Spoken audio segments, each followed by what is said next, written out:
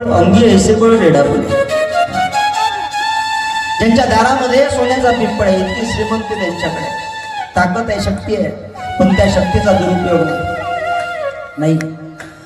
आपण शिक्षा करायची नाही यांना, यांच्या ठिकाणचा खळपणा निघून गेला पाहिजे ही मागणी विश्वात्मक देवाकडे ज्ञानोबाराय मागतात. एवढी लीनता त्यांच्या ठिकाणी आहे. आणि मोठे माणसं लीनच असतात. जे मोठे असतात ना ते लीनच असतात, ते नम्रच असतात. का? कारण त्यांना देव आपलासा करायचा असतो. आणि या जगामध्ये जर देव आपलासा करायचा असेल तर त्याच्याकरता तुकोबारांनी उपाय सांगितलेला आहे. नम्र झाला भूता त्याने कोंडिली अनंता. आणि मोठी माणसं लहान होत असतात. जे लहान असतात ते मोठेपणाचा आव्हानच असतात.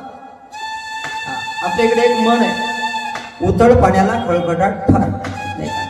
जो थोडस असते ना तिथं खळखळाट असतं, पण ज्या ठिकाणी अथांग ज्ञानाचा समुद्र आहे त्या ठिकाणी मात्र लीनता पाहायला मिळते.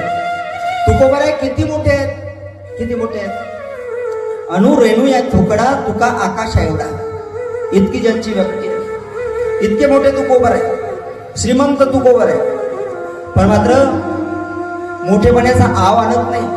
त्यांच्या ठिकाणी मोठेपणा नाही, त्यांच्या ठिकाणी सुद्धा लीनता आहे. एवढंच नाही, देवाकडे मागणी मागताना सुद्धा लहानपणच मागतात, लहानपणच मागतात, मोठेपण नाही. का? कारण ज्याच्या ठिकाणी मोठेपण आहे त्याच्या ठिकाणी यातना सुद्धा तेवढ्याच मोठ्या असतात.